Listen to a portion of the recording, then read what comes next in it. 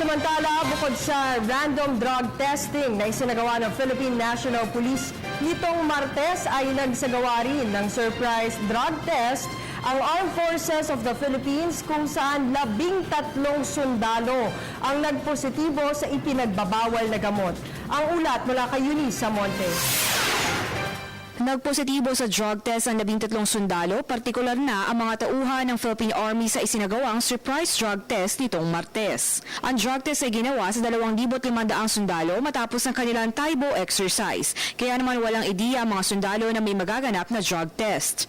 Nakapanayam nga natin si Colonel Benjamin Hao, ang tagapagsalita ng Philippine Army, at ayon sa kanya, sumasailalim na sa confirmatory test ng DOH Accredited Drug Testing Establishment ang 13 sundalong nagpositibo. Ipinaliwanag ni Colonel Hao na kapag nagpositibo sa confirmatory test, sapat na aniya itong ebidensya para sibakin sa kanilang assignments ang mga ito.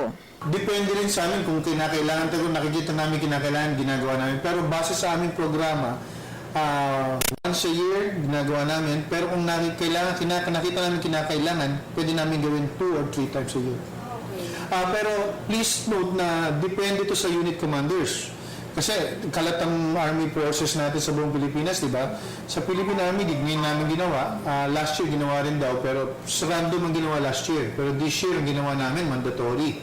Matatandaan na mula noong 2013, umabot na sa 204 ng mga sundalo ang mga nasibak sa serbisyo dahil sa kasong may kinalaman sa iligal na droga. 38 rito ay natanggal na noong 2014, 30 naman noong 2015 at 5 ngayon taon at posible nga itong madagdagan pa. Sa ngayon ay nasa kustodiya na ng Philippine Army ang 13 personnel para maimbestigahan at habang iniintay ang resulta ng confirmatory test. Tiniyak naman ng AFP na papanatilihin nilang drug-free ang hukbong sandatahang lakas ng Pilipinas. Matatanda ang una na nga ring naipahayag ni Chief of Staff Lieutenant General Ricardo Visaya na makikipagtulungan ng AFP sa Philippine National Police sa paglaban sa iligal na droga bilang ito nga isa sa mga prioridad ng Administrasyong Duterte. Para sa Telebisyon ng Bayan, ako si Eunice Samonte.